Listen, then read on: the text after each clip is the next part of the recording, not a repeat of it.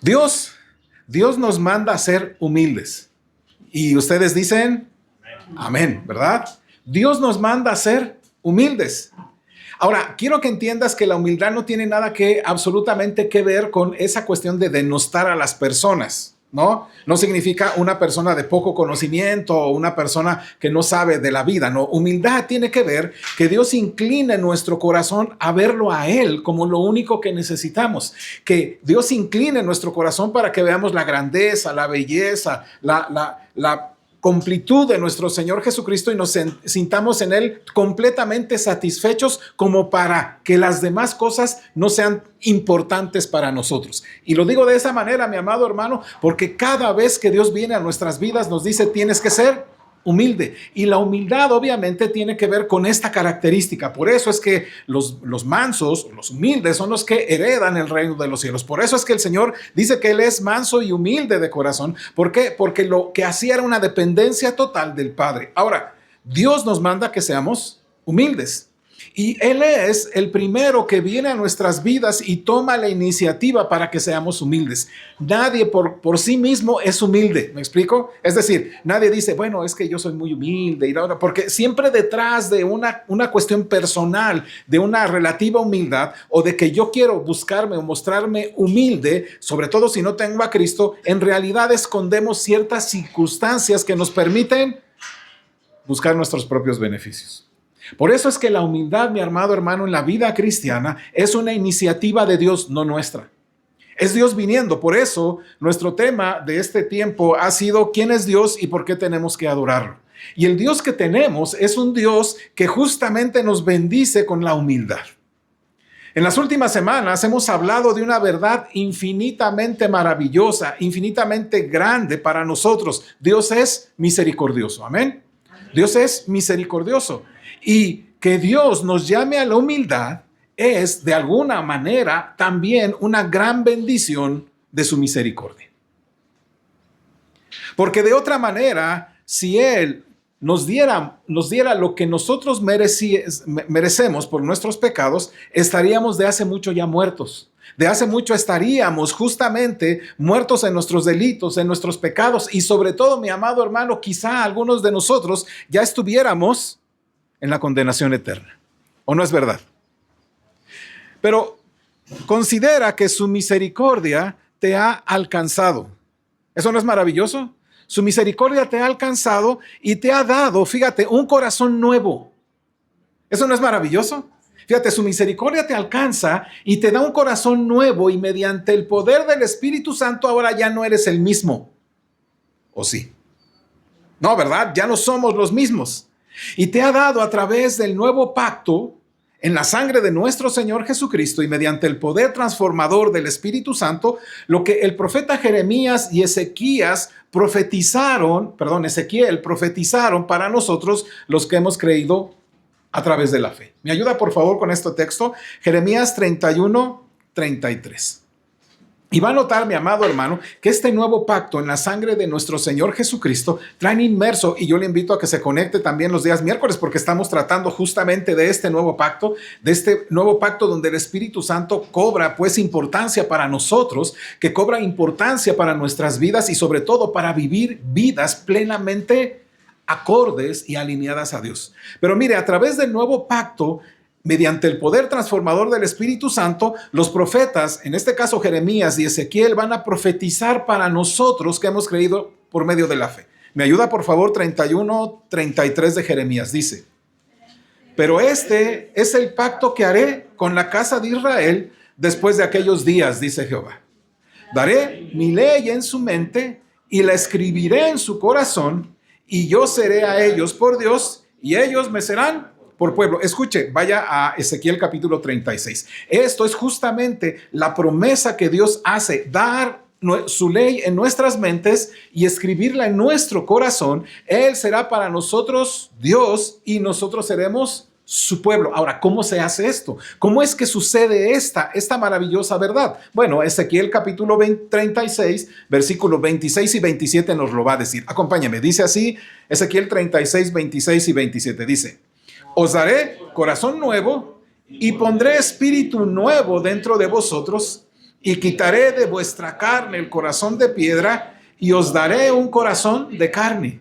Y pondré dentro de vosotros mi espíritu y haré que andéis en mis estatutos y guardéis mis preceptos y los pongáis por obras. Entonces, la promesa de darnos a nosotros, bueno, su ley en nuestra mente, escribirla en nuestro corazón y ser nosotros su pueblo y Él ser nuestro Dios, se hace justamente cuando Él quita el corazón de piedra y pone en nosotros uno de carne y además dice, y pone en nosotros, ¿qué cosa? Además dice Ezequiel 36:27, y pondré dentro de vosotros mi espíritu. Y aquí, mi amado hermano, es lo que cambia todo. Justamente, mi amado hermano, es donde cambia todo, porque el corazón mío es un corazón dispuesto no a humillarme, sino a humillar a otros. Es un corazón que no está dispuesto a pedirle a Dios ayuda porque yo puedo hacerlo. Es un corazón que yo no puedo ver la grandeza, la belleza y toda la majestuosidad de nuestro Señor Jesucristo porque simplemente creo que yo puedo tenerlo a través de las cosas que puedan satisfacer mi vida. De tal manera, mi amado hermano, que todo lo cambia cuando el Espíritu Santo viene a nuestras vidas y entonces dice ahí, y haré, justamente haré que, ¿qué cosa dice Ezequiel en el versículo 27? Y haré que anden. ¿Notan? Él va a hacer en nosotros su obra a través de su Espíritu Santo para que nosotros andemos. No es que yo voy a decir, oye, yo me voy a esto. Y yo, no, necesitas del Espíritu Santo para andar justamente en los estatutos del Señor y para guardar sus preceptos y para que los pongas por obra. Así que, mi amado hermano, esto es la importancia de que consideres el hecho de que Dios te esté llamando a la humildad. No por ti, porque por tus fuerzas no lo puedes, ni yo lo puedo hacer. Pero cuando el Señor vino a mi vida y quitó ese corazón de piedra, puso en mí ese corazón de carne, puso su espíritu en mí, entonces su espíritu me guía justamente a que todo mi ser ande en sus estatutos, guarde sus preceptos y los ponga por obra. De otra manera, mi amado hermano, estamos condenados. El nuevo corazón prometido y el poder habilitador del Espíritu Santo para obedecer han sido dados a través de la fe en Cristo Jesús. Ahora, mira, con el poder del Espíritu Santo en nuestras vidas podemos obedecer. Amén. Con el poder del Espíritu Santo en nuestras vidas podemos vivir vidas santas o no. A través del poder del Espíritu Santo en nuestras vidas podemos vivir en humildad delante de Dios o no. De tal manera, mi amado hermano, que el Espíritu Santo lo cambia todo. Por eso es que tenemos que poner nuestra visión también en el Espíritu. Y gracias a Dios, y vuelvo a repetirles, hermanos, están invitados a que se conecten los días miércoles porque es lo que estamos tratando, para que nuestro corazón pueda conocer más sobre el Espíritu Santo y cómo trabaja en nuestras vidas para que sea y se logre todo esto. De ahí, por ejemplo, y ahí es la cuestión, ¿por qué Dios nos llama a la humildad? Porque si nos llamara simplemente, ¿quién de nosotros es humilde sin Cristo? Bueno, de hecho, aún estando Cristo y su Espíritu en nosotros, ¿a poco no de repente somos como medios inflados? Bueno, yo sí me veo de repente así, ¿eh? Yo también de repente digo, híjole Dios, no necesito inclinar mi corazón a verte a ti como lo único que yo necesito para mi vida. De ahí que el llamamiento de Dios a la humildad sea una cuestión que se repita en el Antiguo y en el Nuevo Testamento. Voy a leer algunos textos. Si usted tiene ahí que va a escribir, escríbalo. Y si no, pues escúchelos. O si rápidamente sabe ese texto, pues ahí nos encontramos. Miqueas capítulo 6, versículo 8 dice lo siguiente. Escuche bien este llamamiento de Dios a la humildad. Miqueas 6:8 dice así: oh hombre, Él te ha declarado lo que es bueno. ¿Y qué pide Jehová de ti? Solamente hacer justicia y amar misericordia, y escucha esto, y humillarte ante tu Dios. ¿Ya notaron el llamamiento a la humildad? ¿Qué es lo que pide? ¿Qué es lo que pide Jehová de ti? ¿Qué es lo que pide de ti y de mí? Bueno, hacer justicia, amar misericordia y humillarte ante tu Dios. Mateo 18:4 dice así el Señor Jesucristo: así que cualquiera que se humille como este niño, ese es el mayor en el reino de los cielos. Ya notaste ahora, dice el Señor Jesucristo, cualquiera que se humille. Ahora, ¿por qué lo pone con una cuestión de un niño? Simplemente vamos a obviar la cuestión porque los niños en todo están confiando en quiénes son sus padres o en el adulto, ¿cierto? Justamente es eso, porque cuando nosotros no somos como niños, actuamos como adultos y los adultos actuamos bajo el principio de que todo lo podemos hacer. Colosenses capítulo 3, versículo 12 dice así: vestíos pues como escogidos de Dios, santos y amados, de entrañable misericordia, de benignidad, de humildad, escuche, de mansedumbre, de paciencia. Así que el apóstol nos lleva a decir, tú tienes que revestirte también de mansedumbre. Ya estás vestido de Cristo. Ahora vístete de estas cosas, que tu atuendo sea en la vida cristiana, que ya estás vestido en Cristo Jesús. Cristo ya te puso esas ropas nuevas, ya estás viviendo para Cristo, pero ahora tienes que ir colocando sobre tu propia vestimenta, es decir, revestirte. No es que eso es lo que quite tus vergüenzas, sino Cristo es lo que ya lo hizo a través de su sangre y nos cubrió, y ahora lo que tenemos que hacer es justamente vestirnos con estas cosas, entre ellas la humildad. Santiago 4:10 dice así: humillaos delante del Señor y Él os exaltará.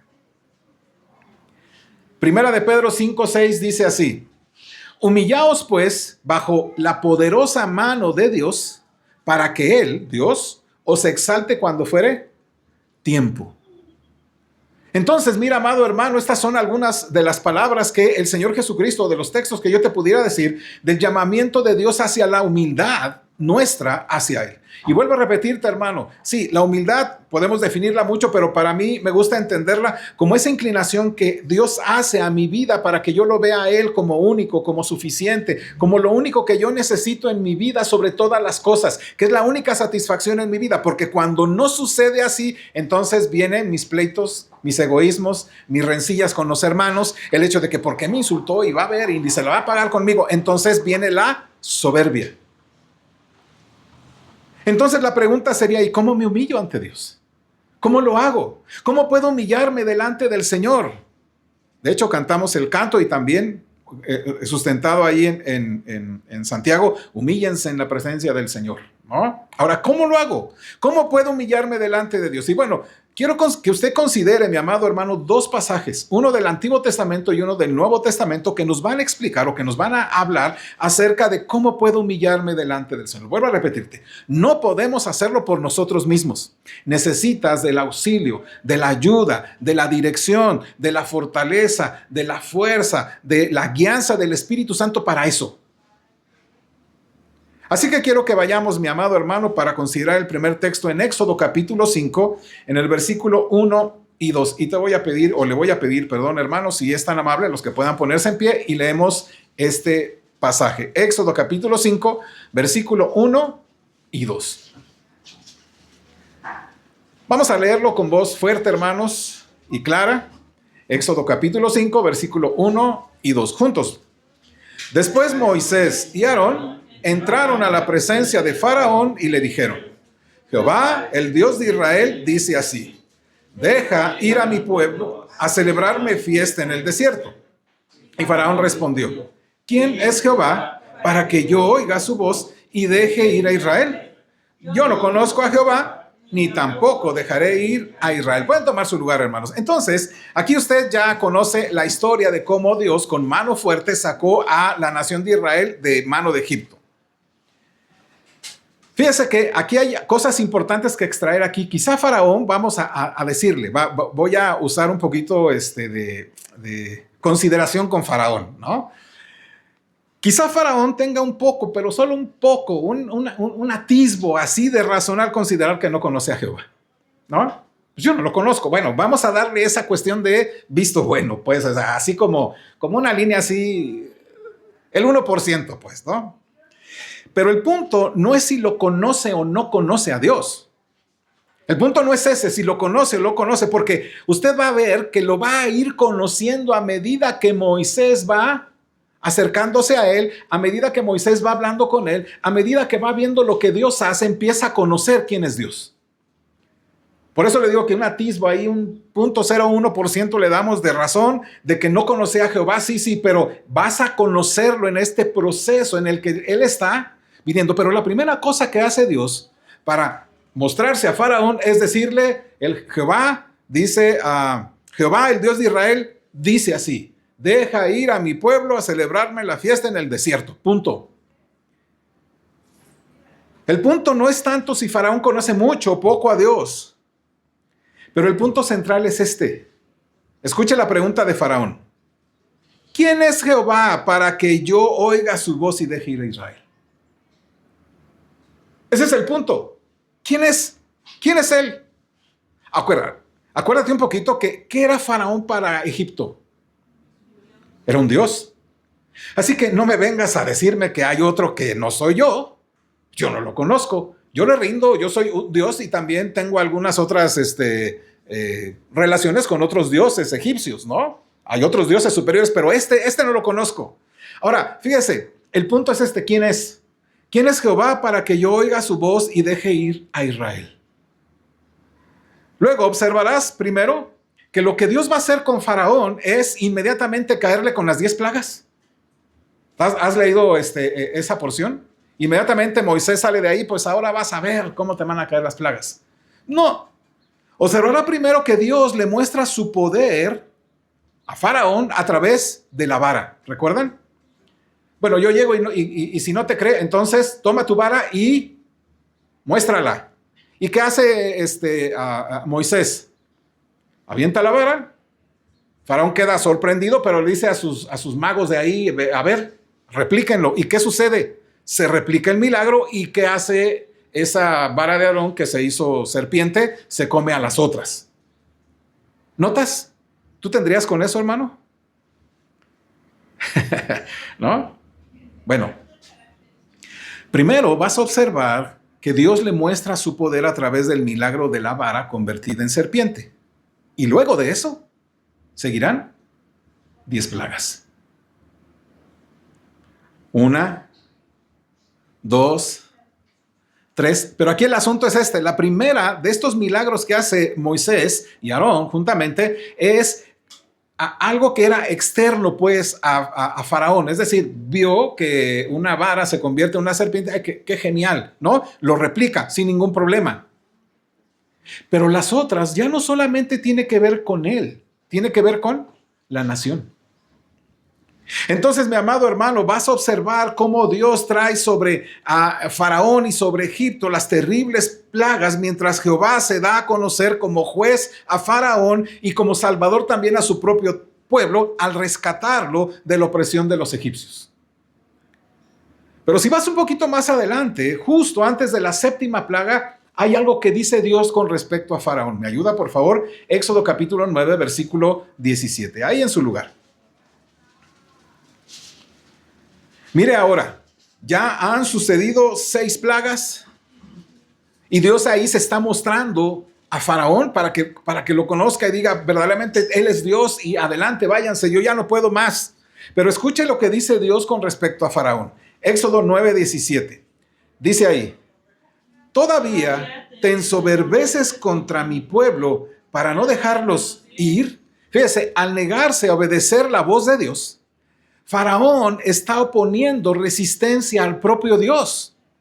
Está, como dice la porción, está siendo un soberbio. Se ha ensoberbecido, se ha exaltado a sí mismo, lo cual es lo opuesto a ¿qué?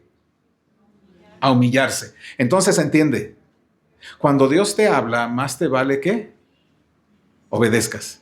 Y agradecemos a nuestro hermano Gerardo, que cuando nos habló ahorita sobre los testimonios de ahora donde fue, ¿verdad? Lo que puso énfasis es la obediencia, obediencia, obediencia. Y más te vale, mi amado hermano, porque la manera en que tú y yo tenemos y podemos humillarnos delante de Dios es obedeciendo.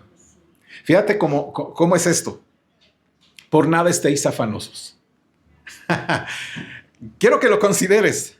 ¿Cuántos de nosotros nos afanamos de cosas? Y el Señor dice: no seas afanoso. No te afanes por el día de mañana, porque el día de mañana traerá su propio afán.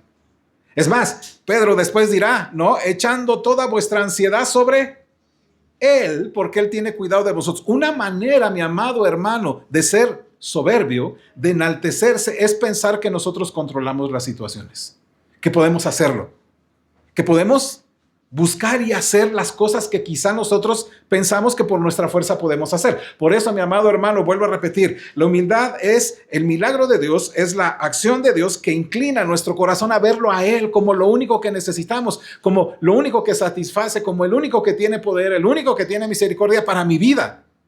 Cuando yo no lo asumo, entonces lo que estoy siendo es un soberbio. Entonces, mi amado hermano, cuando Faraón se opone o simplemente dice, yo no los voy a dejar ir, Dios le dice, todavía te ensoberbeces contra mi pueblo para no dejarlos ir.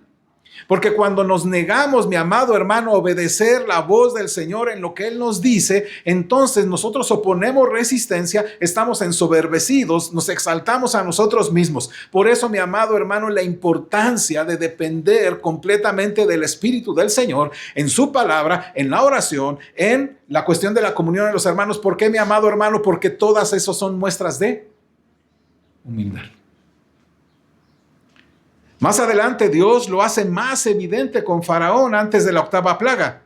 Y le dice así, por favor, capítulo 10, versículo 3. ¿Lo tiene? Éxodo 10, 3. Acompáñame a leerlo, hermanos. Dice así. Entonces vinieron Moisés y Aarón a Faraón y le dijeron, Jehová, el Dios de los hebreos, ha dicho así, ¿hasta cuándo no querrás humillarte delante de mí? Deja ir a mi pueblo para que me sirva. Entonces, fíjese, solamente quiero que entienda esta parte. Moisés le dice, Dios a través de Moisés le dice, ¿hasta cuándo no querrás? ¿Qué cosa? Humillarte. Ahora, ¿qué es lo que quería que Dios que hiciera Faraón? Que se tirara en el piso. Oh, sí, Dios, es simplemente decir que se vayan. Obedecer, ¿me explico? Entonces, mi amado hermano, si buscas en un diccionario o en una referencia rápida en tus Biblias, va a ser la primera vez que se menciona la palabra humildad en la Biblia. ¿Y lo hace? Con Faraón. Tú no has querido humillarte. Faraón piensa, vuelvo a repetir, que él es de origen divino. Pero Dios, Jehová, el Dios verdadero, el creador de todas las cosas visibles e invisibles, le habla a esa criatura llamada Faraón y Jehová dice, deja ir a mi pueblo, es decir, obedece mi voz, obedéceme ahora. Faraón, ¿qué hace? Desobedece la voz de Dios y Dios dice que esa actitud es de soberbia. Y Dios entonces trae a Faraón y a la nación plagas y le dice, ante esto, ante la respuesta a mi voz, entonces humíllate delante de mí. Cuando Cristo, cuando el Señor, cuando su Espíritu, cuando la palabra te hable, más nos vale, mi amado hermano, que humillarte. Y aquí está el punto, amados. Obedecer a Dios es reconocer que nosotros no somos Dios. ¿Me explico? Obedecer a Dios es reconocer que nosotros no somos Dios. Él es Dios por derecho propio. Él es Dios por derecho propio. Él es así porque Él es. Yo no. Nosotros no somos Dios. ¿Alguno de ustedes es Dios? Pero ¿verdad que sí te has sumado o te has asumido como Dios? Sí, se fijan cómo de repente nosotros decimos, no, yo sí lo puedo hacer. Dice Dios que, bueno, eso no es tan importante, ¿no? Dios es Dios, tú no. Y mi amado hermano, vas a notar que justamente esa es la base de lo que tú y yo necesitamos tener bien claro en nuestras mentes si queremos humillarnos delante de Dios. Así que la base de la humildad, mi amado hermano, está el hecho de que nosotros no somos Dios. Por eso es que necesitamos de Dios para nuestra vida. Por eso es que necesitamos de su Espíritu para ser más que vencedores. Por eso necesitamos de su palabra para vivir en una vida concorde al Señor. Por eso necesitamos de Dios, hermanos, para vencer el pecado en nuestras vidas. Porque no somos Dios. No podemos vencer por nuestras fuerzas absolutamente nada. Así que, mi amado, no finjas que eres Dios queriendo controlar las cosas de tu vida, ya sean muy pequeñas o ya sean muy grandes, como a ti te plazcan.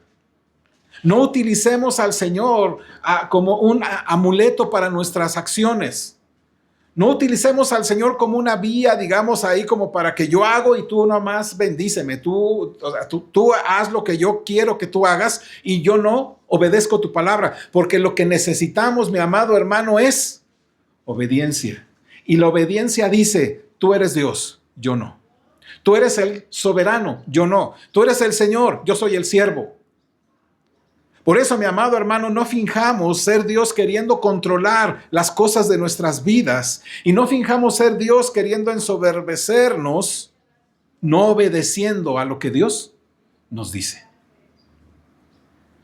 Entonces te digo, mi amado hermano, ¿qué tan faraón eres en tu vida? ¿Eres un pequeño faraón? ¿O hay en tu corazón un pequeño faraón que te diga, no necesitamos a Dios? Esto sí lo puede hacer. Esto no necesito yo orar para qué tanto, qué exageración. Y yo te pregunto, las cosas que Dios trae a tu vida, como dijimos la semana pasada, ya sean internas o externas, ¿te inclinan tu corazón hacia la humillación a Dios? O hacia la humildad a Dios, si quieres usarlo así. ¿Te inclinas hacia Dios? Mi amado hermano, ¿fingirás todavía que tú eres Dios y desafiarás o ignorarás la palabra de Dios? ¿O vas a admitir en tu vida, tú eres Dios? Tú eres Dios. Tú eres Dios, yo no lo soy. Tú eres el sabio, yo no lo soy. Tú eres el grande, yo soy pequeño. Yo sé que tú eres maravilloso, yo no lo soy. Yo simplemente necesito de ti. Por eso, mi amado hermano, glorifiquemos al Señor a través de su Espíritu. Porque es el Espíritu que viene a nuestras vidas y nos inclina nuestro corazón para que veamos a Cristo como lo único y suficiente que necesitamos para nuestra vida, no nosotros.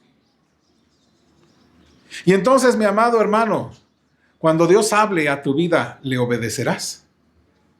¿O tu faraón interno dirá, no, ahorita no? Esto es lo que la palabra de Dios nos muestra una y otra vez. Por eso Mateo 23:12 dice lo siguiente. Si usted puede ir ahí, y si no, yo lo leo. Por eso Mateo 23:12 dice así. Porque el que se enaltece, ¿qué sucede? Será humillado. Y el que se humilla será enaltecido. Escuche bien claro, mi amado hermano, cada vez que tú te enalteces, Dios tiene las maneras de humillarnos. Por eso, mi amado hermano, yo digo, bendice al Señor porque las maneras en que Él ha venido a tu vida a humillarte, voy a usar en el buen sentido, en la buena palabra que está, cuando el Señor ha venido a humillarte, deberías considerar gracias Dios. Porque en mi soberbia no han caído sobre mí plagas, bueno, vamos a usarlo así, sino que con tu palabra has sido paciente para conmigo. Me has llevado con tu espíritu está ahí en mi vida a través de tu palabra diciéndome, mira esto, mira aquello, cambia, recompone y demás. Pero mi amado hermano, recuerda que Dios dice ahí, el que se enaltece será humillado. Puede ser que Dios no te confronte con un profeta como Moisés. ¿Te gustaría? Pero lo que es cierto es esto, Dios siempre nos confronta. No hay día que Dios no te confronte. Él siempre, mi amado, va a tomar la iniciativa.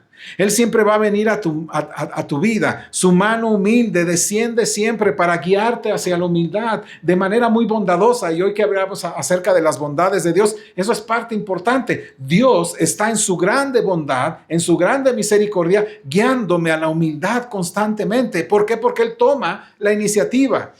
Y Él usa las circunstancias, un familiar, un hermano o hermana en Cristo que te confronta con la palabra, que te dice, o una enfermedad en nosotros mismos o en un ser querido que te llama a que inclines tu corazón, o la muerte de alguien, o la pérdida de tu trabajo, yo no sé. Pero lo que sí es que Dios siempre va a tomar la iniciativa para decirte, hey, estoy inclinando tu corazón a que seas humilde. La cosa es esta. Dios siempre toma la iniciativa para que nosotros inclinemos nuestro corazón a la humildad. ¿Qué vas a hacer? ¿Recuerdas el término que Dios usaba con los israelitas y con otros más sobre aquellos que no se quieren humillar? ¿Qué dice que tienen rígido? Su cerviz. Que no quieren, que tienen que, alguien tiene que agacharlos y se ponen duros. No, se ponen duros y no.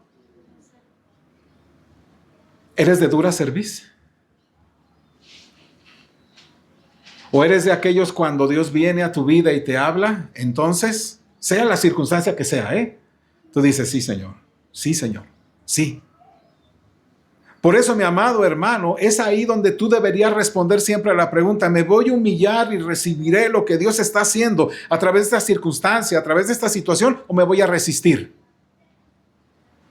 Recuerda que el principio de la humildad, la base, es reconocer que Él es Dios y nosotros no lo somos. Es reconocer que Él es Él y nosotros no lo somos.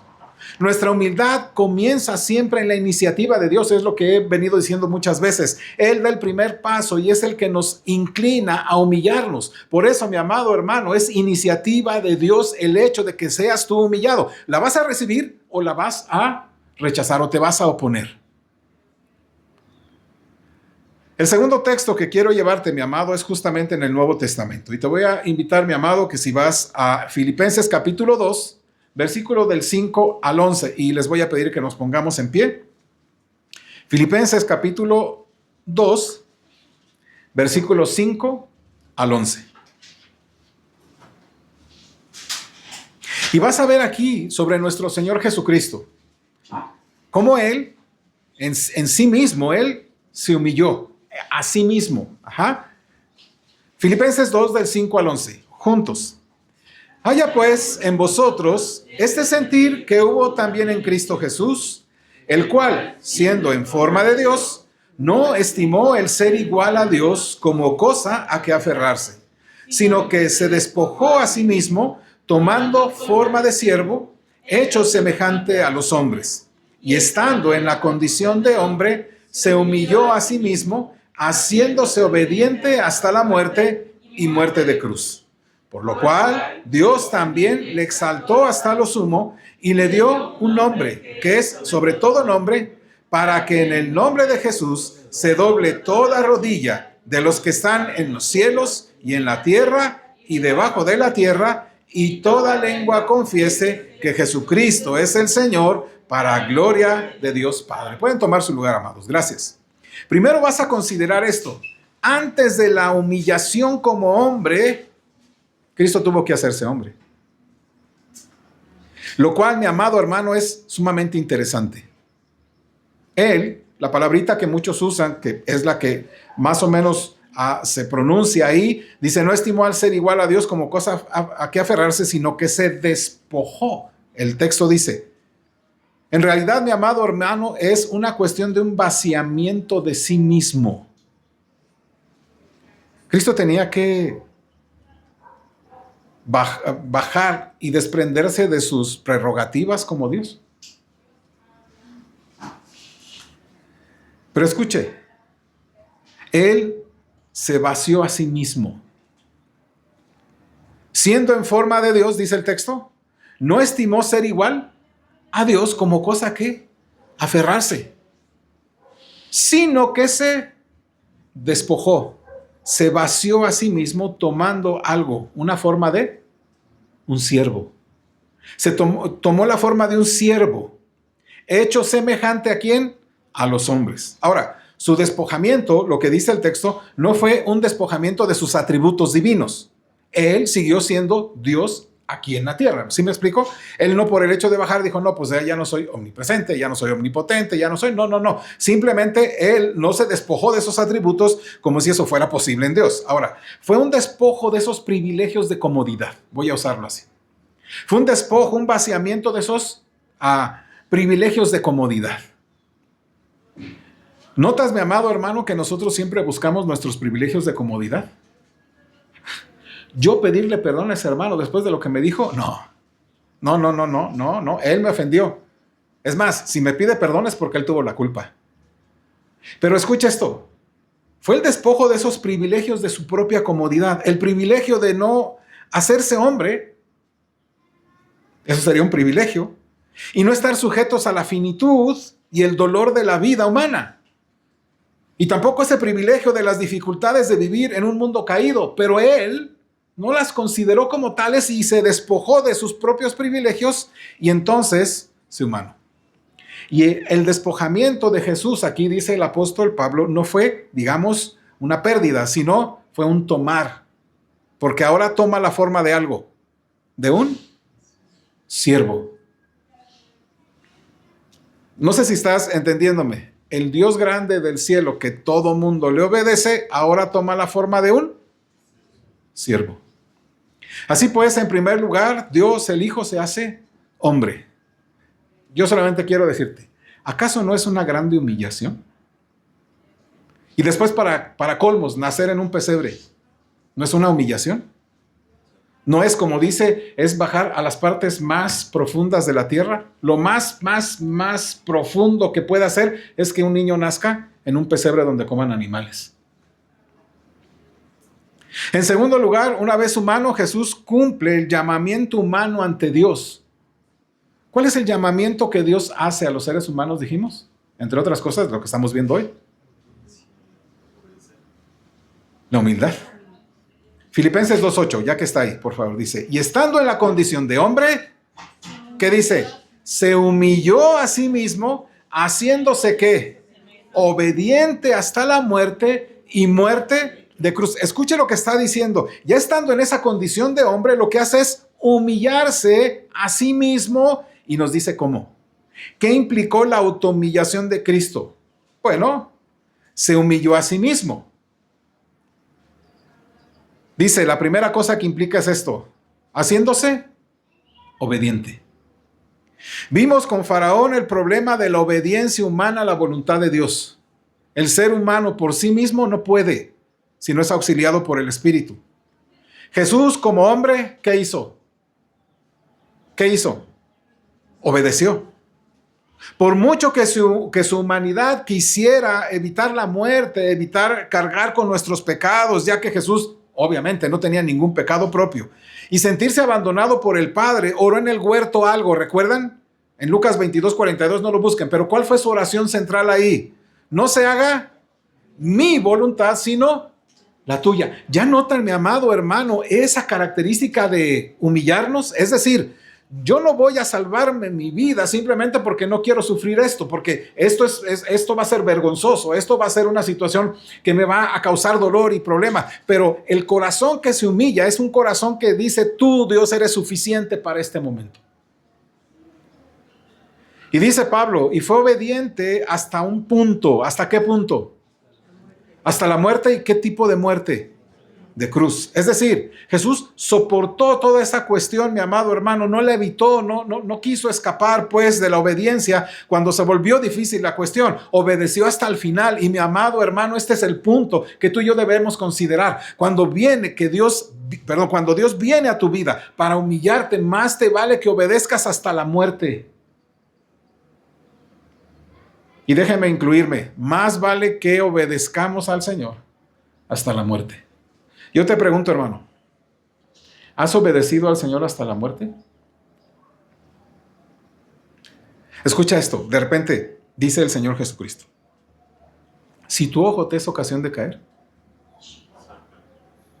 ¿qué dice que hagamos? Ay, es muy exagerado, ¿no? No, dice tienes que ser frontal. No te está diciendo que lo saques literalmente, ¿cierto? Ni que te cortes la mano. Lo que te está diciendo es que lleves al punto tu obediencia que sea así, hasta casi la muerte, hasta la muerte, pues, ¿no? Que le des muerte a esas cosas.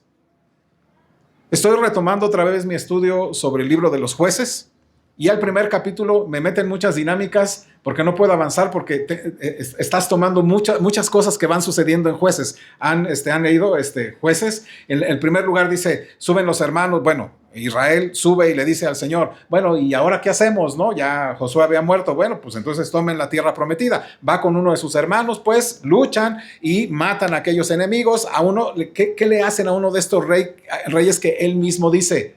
Caray, estoy parafraseando, caray, yo 70 reyes les corté el dedo pulgar de las manos y de los pies, y ahora así me paga Dios. ¿Por qué lo hicieron los israelitas?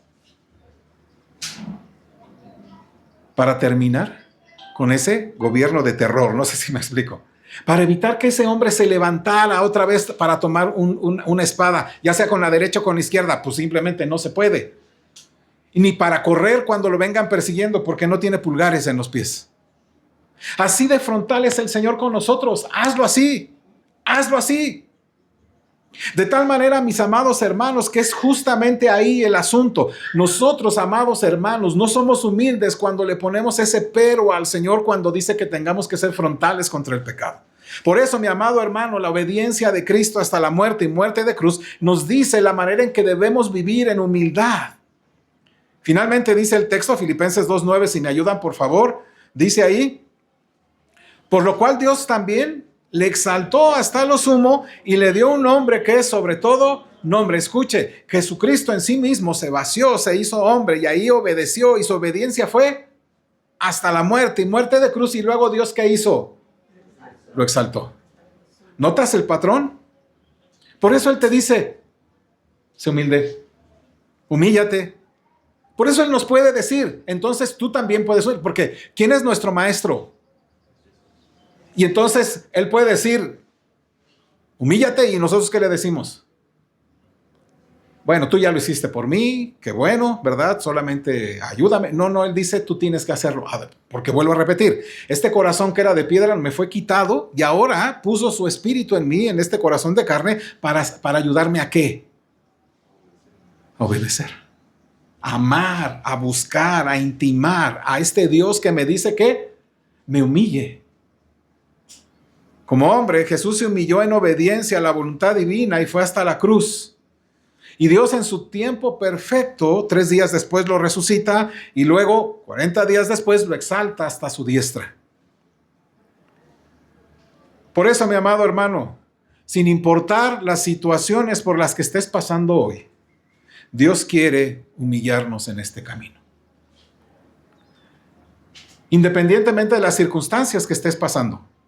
No te estoy diciendo si son buenas o malas, cualquier circunstancia. Si pierdes 10 pesos o si pierdes 1 millón, es una circunstancia que Dios está poniendo ahí ¿para qué? Para que te inclines a Dios, para que te humilles a Dios. Y quiere que aprendas ahí obediencia y humildad. Quiere Dios que aprendamos ahí la obediencia a Él y la humildad, que no descartes, ¿verdad? Por orgullo, el llamamiento que hace el apóstol justamente en Filipenses capítulo 2, por favor, si me acompañan, ese llamamiento que hace el apóstol en Filipenses 2, versículo 3 y 4. Es decir, que Dios esté inclinando nuestro corazón para obedecerle, para buscarle. Por favor, hermanos, no desechemos lo que dice este llamado. Filipenses 2, 3 y 4. Si nos ponemos de pie, mis amados, y lo leemos, dice así. ¿Lo tiene? Nada hagáis por contienda o vanagloria.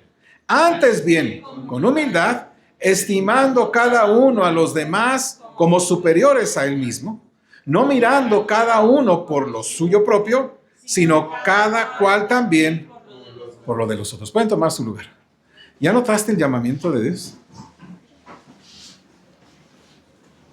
Piensa en tus necesidades. Piensa en las necesidades de otros, de tus hermanos en la fe. ¿Qué primero cubres? ¿O piensas en las necesidades de tus hermanos? El apóstol dice, si quieres aprender obediencia y humildad, no descartes lo que yo digo en la palabra. Por eso, mi amado hermano, esto es imposible sin el Espíritu. Esto es imposible que tú lo puedas hacer, mi amado hermano, si antes no estás dependiendo del Señor. A través de todos los días solicitarle al Señor, Señor, dame de tu Espíritu para vivir este día en tu Espíritu. ¿Me estoy explicando? Dame de tu Espíritu Santo el día de hoy para vivir hoy a través del poder de tu Espíritu y no bajo mi propio poder, porque hacerlo yo sería ser un soberbio, pero hacerlo en dependencia de tu Espíritu, de tu palabra y en la oración, entonces eso me puede ayudar a ser humilde. Así que mi amado hermano, que con la ayuda del Espíritu Santo nos presentemos ante Dios con anticipación, diariamente y semanalmente aquí en las reuniones de la iglesia, para las muchas formas en que Dios nos va a humillar. Para nuestro bien, ¿eh? Para nuestro bien, antes de que llegue Dios y nos humille con su poder. Humillémonos, mi amado, diariamente poniéndonos bajo su palabra, inclinando nuestros corazones hacia la oración. Humillémonos cada momento, mis amados hermanos, cuando fieles hermanos que aman al Señor, temerosos del Señor, vengan a nuestras vidas y nos reprendan o nos exhorten. Humillémonos a eso. Humillémonos también cada domingo aquí en las reuniones, sentándonos bajo la enseñanza de quienes dirigen, de un servidor o de quien está enseñando el día, ese día, ¿verdad? Pero también en el compromiso como congregación, como iglesia tenemos para ser una iglesia que obedezca a su Señor. Pidamos a Dios, mi amado, mediante el poder del Espíritu Santo, que obre en nuestras almas, que nos haga ver, mis amados hermanos, a través de la palabra, de la oración, a través de la comunión con su pueblo, a través del ayuno y de la oración, mi amado, que obre un corazón que nos permita recibir e incluso, mi amado hermano, que nos permita darle la bienvenida a esas maneras en que Dios viene a nuestras vidas a humillarnos, por doloroso que sean o por tan benéficos que sean. Que con el poder del Espíritu respondamos su llamamiento para invertir nuestras vidas para su gloria. Que podamos, mi amado hermano, mirar su grande misericordia, su grande amor, cuando su mano desciende sobre nosotros, para inclinar nuestro corazón a la humildad. Para que con el obrar del Espíritu en nuestras vidas seamos librados de vanidades, de orgullos, de superficialidades, de ineficiencia en nuestras vidas, de trabajar en vano, de alejarnos del Señor, de ser ahogadas nuestras vidas por las preocupaciones y los afanes y las riquezas. Mi amado, que podamos ver el llamado de Dios a la humildad cuando Él venga a hablarnos a nuestras vidas. Que podamos ver ese llamamiento de Dios a la humildad como un medio por el cual Dios inclina mi corazón hacia Él. Quizá doloroso, quizá no. Pero que a través de estas circunstancias podamos nosotros reconocer que Dios me está llamando a la humildad. Y que podamos proyectar a un mundo que nosotros obedecemos al Señor porque somos humildes. Así que, mi hermano, te invito a que nos pongamos en pie. Y que consideres las múltiples formas en que Dios te habla en su palabra. De personas que te hablan del Señor, que te reprenden, que te animan, o bien, mi amado hermano, que te comunican del Señor.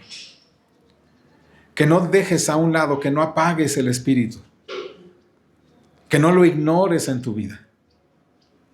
Que no lo hagas a un lado, sino que hoy le digas, Dios, ayúdame a que el faraón que tengo adentro, quede cubierto por esas aguas y que todo ese ejército desaparezca en mi vida. Agradecemos que nos visite y sea bendecido con esta enseñanza. Puede suscribirse en nuestro canal de YouTube o bien contactarnos por correo electrónico. Dios le bendiga y Él sea reconocido en nuestra vida diaria. Gracias